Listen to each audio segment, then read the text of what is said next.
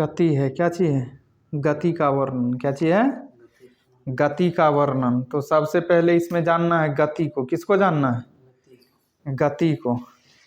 गति क्या होता है? समय के साथ स्थान में परिवर्तन। समय के साथ स्थान में परिवर्तन क्या कहलाता है? गति कहलाता है। समय के साथ स्थान में परिवर्तन गति कहलाता है। जैसे ये रूम है, रूम का वो कोना पे जाएंगे, उस कोना से इस कोना पे आएंगे, क्या लगेगा? टाइम लगेगा। क्या लगेगा? टाइम लगेगा। और हम क्या किए? समय के साथ स्थान में परिवर्तन किए कि नहीं? तो ये क्या कहलाएगा? गति कहलाएगा। क्या कहलाएगा? और विराम क्या होता है? इसका अपोजिट होता है। विराम क्या होता है? अपोजिट होता है। क्या होता है? अपोजिट। अब विराम को क्या बोलते हैं इंग्लिश में? रेस्ट बोलते हैं। क्या बोलते हैं? समय के साथ स्थान में परिवर्तन ना होना। समय के साथ स्थान में परिवर्तन ना होना क्या कहलाएगा? विराम कहलाएगा। क्या कहलाएगा?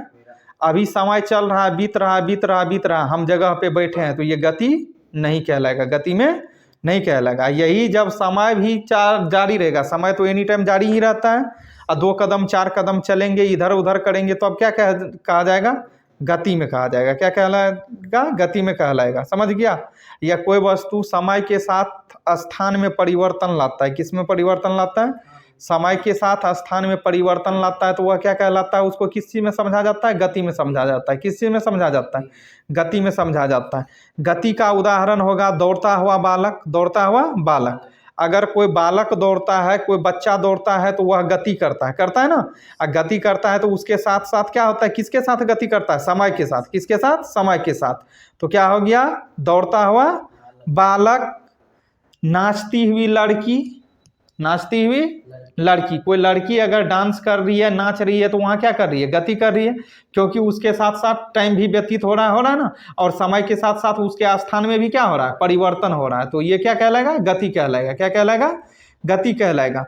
नदी की बहती जलधारा। नदी की बहती जलधारा यानी जल जो बहते रहती है, तो वह समय के साथ बहती है कि नहीं बहती है? तो ये सब के सब चीज को किस में समझा जाएगा? ये उदाहरण को गति में। किस में समझा जाएगा? गति में। तैरता हुआ मनुष्य क्या किस में समझा जाएगा? इसको गति में समझा जाएगा। और विराम क्या हो जाएगा? रेस्ट क्या होगा? इसका अपोजिट हो जाएगा। क्या हो जाएगा? स्थान में समय के साथ स्थान में परिवर्तन नहीं होना। समय के साथ स्थान में परिवर्तन न होना क्या कहलाएगा? विराम कहलाएगा। क्या कहलाएगा? फॉर एग्जाम्पल क्या हो सकता है? एग्जाम्पल, मेज पर पड़ी पुस्तक। ये पुस्तक पड़ी है ना, ये तो समय के साथ स्थान में तो परिवर्तन नहीं लाता है, तो इसको किस में समझा जाएगा? रेस्ट में समझा जाएगा। विराम में समझा जाएगा। किस में समझा जाएगा? विराम में। किस में समझा जाएगा इसको? गोल घर पर बैठा बालक। कोई लड़का है गोल घर पे बैठा हुआ, उसको किस में समझा जाएगा? विराम में समझा जाएगा। किस में समझा जाएगा? तनी हुई गुलेल। तनी हुई गुलेल किस में समझा जाएगा? विराम में समझा जाएगा। रेस्ट में। क्यों? क्योंकि तनी हुई गुलेल तनी हुई है, अभी छोड़े नहीं, छोड़ेंगे तब वह किस में जाएगा?